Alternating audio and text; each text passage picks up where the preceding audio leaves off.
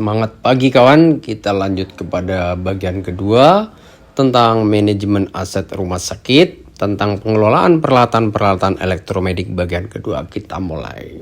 Oke, siklusnya begini. Gambarannya adalah teman-teman, kita lihat. Pertama, daftar inventaris sedetil mungkin.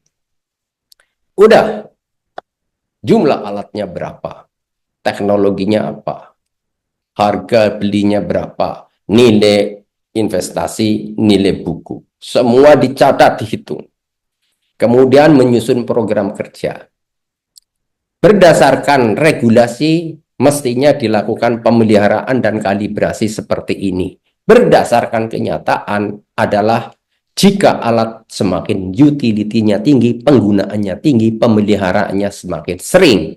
Karena alatnya sama-sama alat, misalnya sama-sama USG, satu lokasi instansi dengan instalasi dan instalasi yang lain bisa berbeda utility-nya. Akhirnya apa? Pemeliharaannya juga berbeda. Semakin padat, semakin sering dilakukan pemeliharaan. Buat jadwal pemeliharaannya.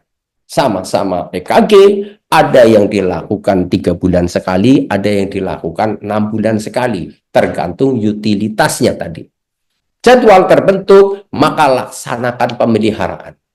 Sesuai jadwal, berarti apa? Ada SOP, ada yang melakukan, ada worksetnya, logbooknya ada, kemudian berapa menit, berapa jam setiap melakukan akan menjadi introspeksi.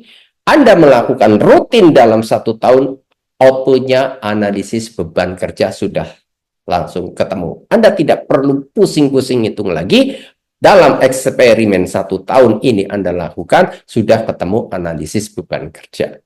Kalau ingin belajar analisis beban kerja secara tertulis, Anda bisa lihat, buka Google, analisis beban kerja SDM Teknik Elektromedik Kuat Subradi, itu udah langsung muncul di situ. Ada buku saya tentang analisis beban kerja. Kemudian laksanakan pemeliharaan. Nanti baru membuat laporan pemeliharaan. Setelah pemeliharaan dilaksanakan, dilaporkan. Kendalanya disampaikan. Pak, sudah dilakukan pemeliharaan, butuh komponen ini. Komponen ini diajukan bulan Februari, lahirnya persetujuan bulan apa? Itu harus muncul. Efeknya apa jika tidak dilakukan? Kalau belum ada dana, bagaimana menggunakan mesin yang lain atau alat yang lain, mana yang lebih slow? Kalau Anda punya data, akan lihat, oh di sana utility-nya rendah, bisa dirujuk ke sana. Itu kalau Anda punya data. Terus evaluasi hasil pemeliharaan. Nanti akan ketemu. Oh ini ternyata alatnya tidak terlalu besar, pemakaiannya tidak terlalu besar, pemeliharaannya tidak harus 3 bulan, ini bisa 4 bulan. Nah itu akan ketemu, karena apa? Ada evaluasi. Kemudian, oh itu alatnya utility-nya tinggi, ternyata tidak bisa kalau 4 bulan, ini harus 2 bulan sekali. Supaya mencegah tidak terjadi suatu kerusakan yang lebih besar. Kemudian buat rencana tindak lanjut. Setelah dilakukan tadi, tindak lanjutnya apa? Nanti akan ketemu pada akhir tahun, alat mana yang sering rusak, penyebabnya rusak itu apa? Penyebabnya bisa karena utility tinggi, penyebabnya karena SDM-nya yang tidak sesuai SOP dalam menjalankan, atau penyebabnya karena pemeliharaannya yang tidak sesuai dengan jadwal atau tidak proporsional, atau gagal produk dari alat yang dikirim. Itu akan Anda dapatkan jika melakukan hal ini. Kemudian berikutnya monitoring proses pemeliharaan. Jadi bukan hanya Anda misalnya menjadi kepala teknik, tidak begitu saja percaya hasil yang diserahkan, minta tanda tangan di logbook, tapi buktikan ada trouble enggak di lapangan. Anda datang ke sana untuk sidak, dilakukan pemeriksaan apa enggak, ada trouble atau tidak, kalau ada kendala seperti apa. Semua menjadi teman, tim di dalam pemeliharaan dan pengelolaan. Jadi antara user dengan IPS adalah saudara yang sama-sama menggunakan, yang satu menggunakan, yang satu mengelola.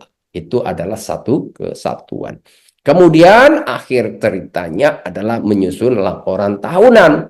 Akan didapat laporan tahunan, maka akan ketemu total asetnya berapa, dilakukan SDM berapa orang, biaya pemeliharaannya sekian, digunakan untuk pembelian komponen sekian, SDM-nya sekian.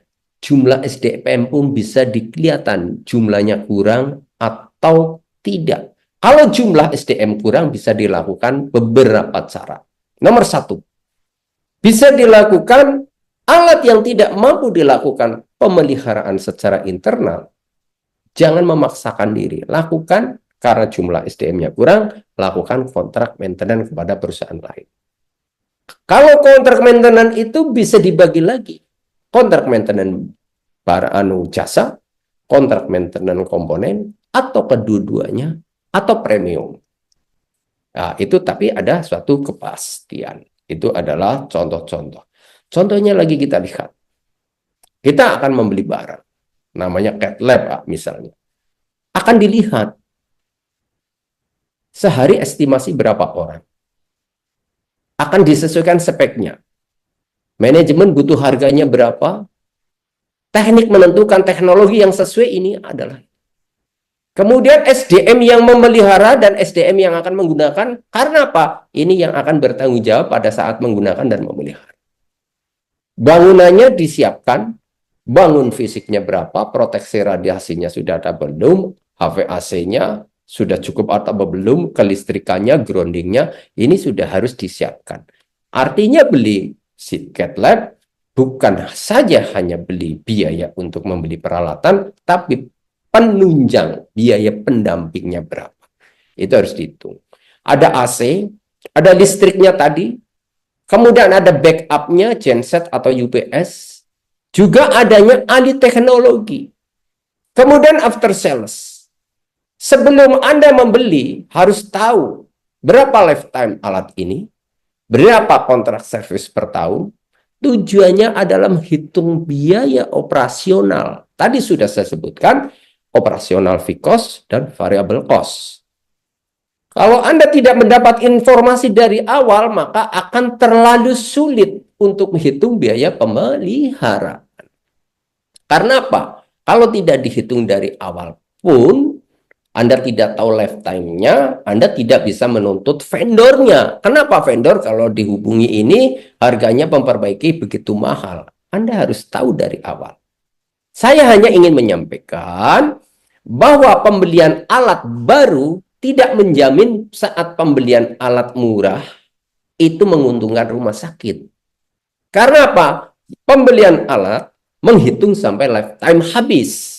Bukan pada saat membeli saja. Karena apa? Akan dihitung biaya-biaya. Biaya operasional, biaya pemeliharaan berbanding lifetime. Cat lab misalnya kita hitung 10 tahun, biaya 10 tahunnya berapa? Pada saat Anda membeli alat tek lebih murah di awal, selisihnya 500 juta atau bahkan 1 miliar, tapi biaya pemeliharaannya pasca garansi 2 tahun sampai 10 tahun masih 8 tahun, biaya pemeliharaannya berapa? Itu harus dihitung. Kemudian kebutuhan listrik, kebutuhan UPS, itu termasuk fixed cost, belum biaya-biaya variable cost yang lain. Maka akan hitung sesungguhnya biaya per pasien itu fixed cost dan variable cost-nya berapa, tarifnya berapa, dikalikan jumlah total estimasi sama lifetime sebagai pengurang ya dari pendapatan tadi.